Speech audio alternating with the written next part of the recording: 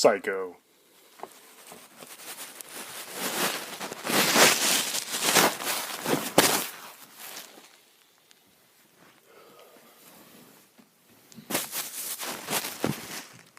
Hey guys, I'm Hellhound, and as you probably guessed, I'm going to be reviewing the 1960 horror masterpiece Psycho, directed by one of the greatest directors who ever lived, Alfred Hitchcock. He's right up there with Stanley Kubrick as far as ingenious filmmakers goes. And the funny thing about this movie is, I was planning on reviewing it all day. I was looking around at my collection saying, what's like a really well-known horror movie that I haven't reviewed already? And because I'm running out, and I thought, oh, I'm going to review Psycho, and I had it in my mind. I was going to do it earlier today, then I had to go into work early, and when I was at work, it got kind of slow, and I was checking my email, and my good buddy and fellow YouTuber, who we usually talk in the comments of my videos, James Bamsey, if I mispronounced that, I'm sorry. He said, "Hey man, are you ever going to review Psycho?" I was like, whoa. He commented on like my Night of the Living Dead or Dawn of the Dead review, and he was like, you ever gonna get around to reviewing Psycho? I was like, wow, how is that for an astonishing coincidence? A great minds think alike. But yeah, thanks, James. I really enjoy our discussions in the comments, and so I gotta give you a shout out because we thought the same thing, and I'm still shocked by it. I think it's cool. But yeah, anyway, yeah, Psycho. I've always loved this movie. I saw it when I was very young. It's a horror classic. It's horror done right. It's how you make a good movie. It's definitely my favorite Alfred Hitchcock movie by far, and not just because I'm a horror fan, because I think this one really is a testament to his skills as a director. And I actually watched this at the drive-in theater last Halloween. Well, not Halloween, but last October of last year with my buddy Nightmare, and he hadn't seen the movie before, and so it's kind of cool watching it with somebody who hasn't already seen it, didn't already know the twist at the end and all that.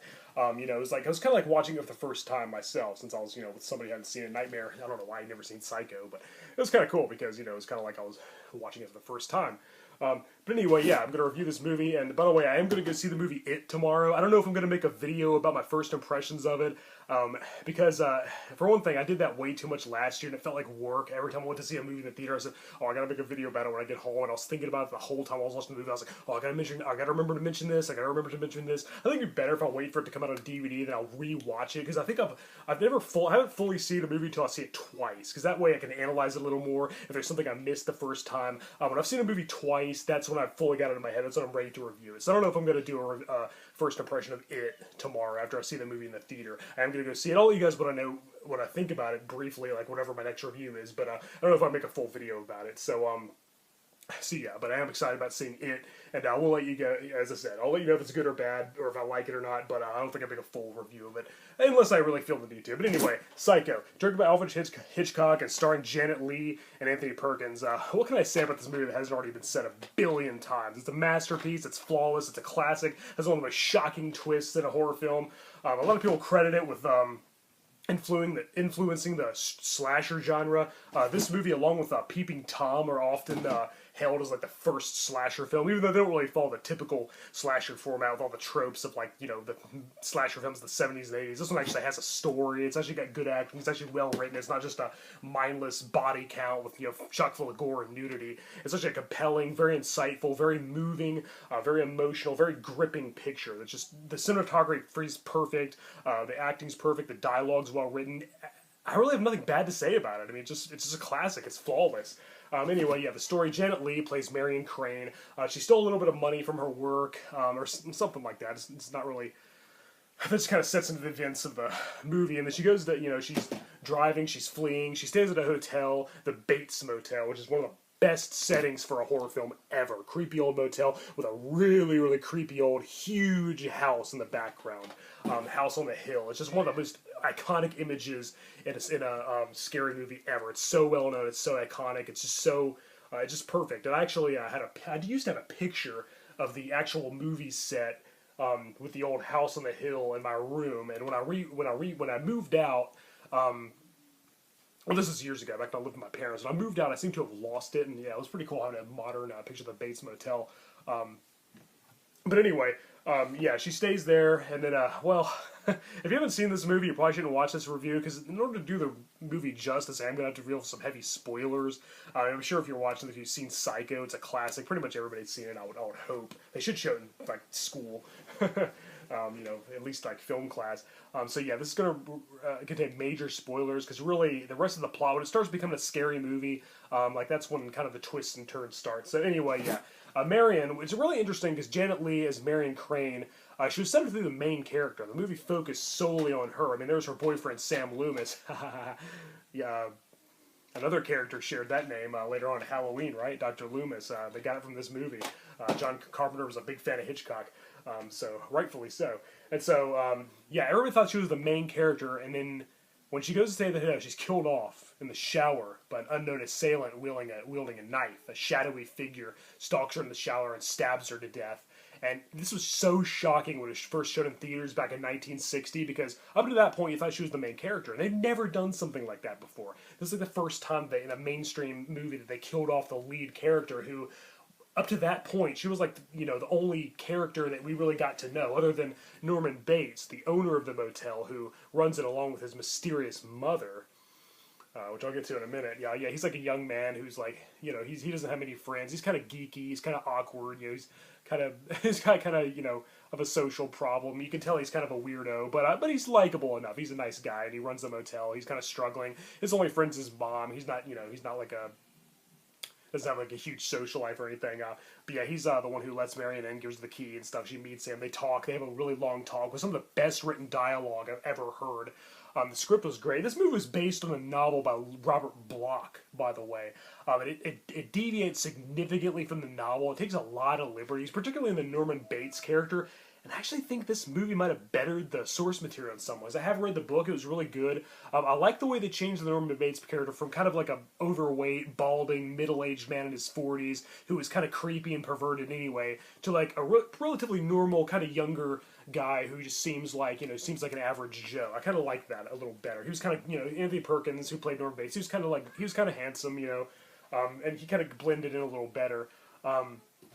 But anyway, Marion Crane's killed in the shower. Then her sister Lila Crane and Marion Crane's boyfriend Sam Loomis team up with Arbogast, a private investigator, a detective, to find out what's up. Arbogast goes to the hotel and he's slashed across the face with a knife and falls to his death down the staircase. The effect when he's falling down the stairs looks a little fake, but who cares? It's awesome. It's really unnerving and really kind of shocking the way it looks, like the way him falling down the stairs. Very it looks like a nightmare. It's really well done. I think it adds to it. The fact that it looks kind of it's kind of hard to do that effect. I bet it kind of adds to the mystique of it.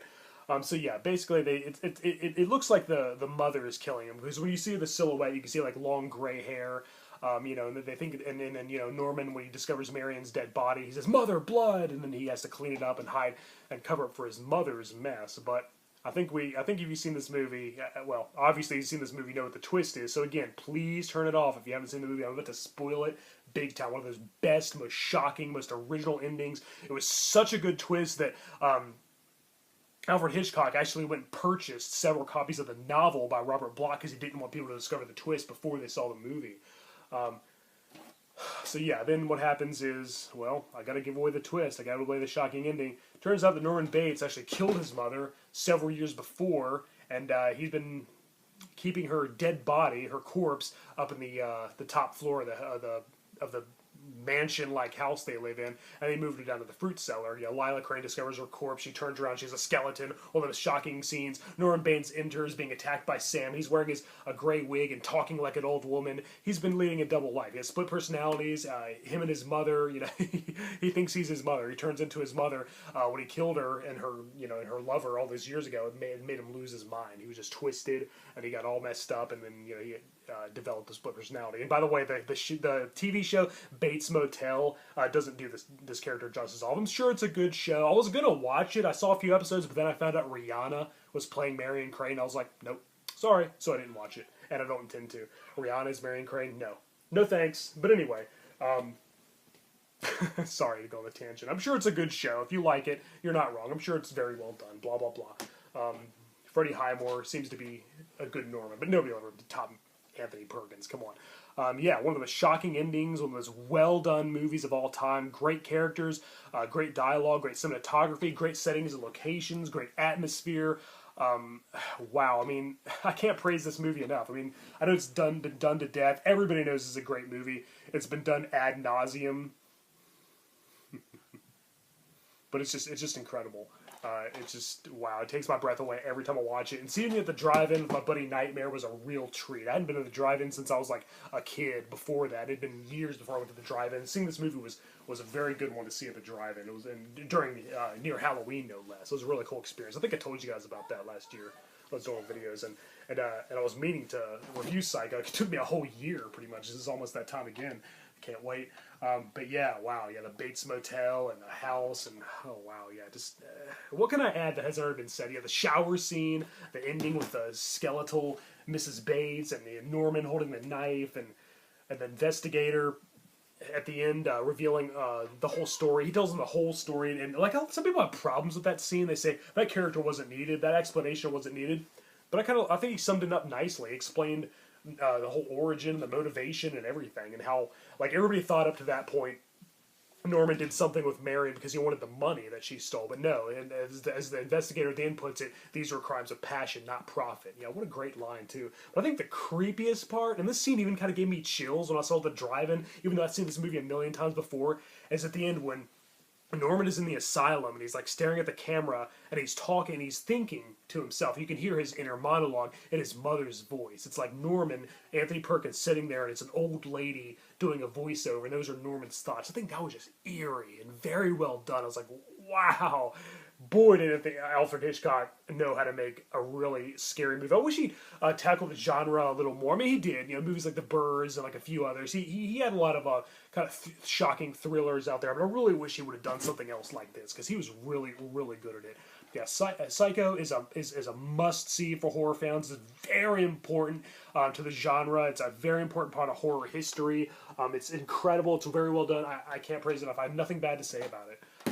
Well, I guess if I had to complain, I would say that the scene when Lila and Sam go to see the police and I think the local sheriff and his wife, they explain that Norman's mother did die, that she was poisoned, like her and her lover committed suicide. We found out later that Norman killed them both, and so it said she is dead. It says, well, if she's not dead, if she's still alive, who's that woman buried in the cemetery?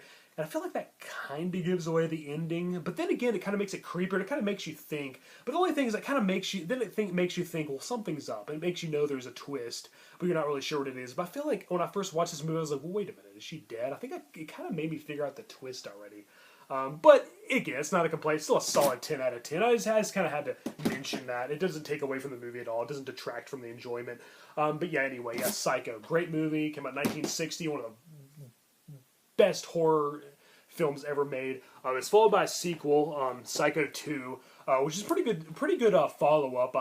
This has a lot of plot twists too. This is a little more surreal, a little more implausible, but I like it because you really get to know the Norman Bates character a lot more. Anthony Perkins is the star, and at this time is a lot more screen time. And there's something really interesting about the movie that I won't give away until I do the actual review. So I will review Psycho 2 in due time. It's definitely a great sequel. Psycho 3 was a little more. This one's a little more fun and entertaining. It's kind of more like chock full of gore and nudity. It's kind of like a typical 80s slasher. It's not deep and compelling and insightful and and emotional like the first movie or even the second one for that matter. So, but it's still really enjoyable. I still like it a lot. Anthony Perkins directed this movie, and he's still great as Norman. There's also Psycho 4, which was kind of a prequel. It has Norman explaining the motivation. It shows all kinds of flashbacks of him and his mother and him growing up. I have it on VHS over there. I don't even think it's available on DVD unless you get the box set with 2, 3, and 4. It's on Blu-ray, though. I plan on getting it eventually, but I have the VHS. I'm not a huge fan of that movie. It's definitely the least.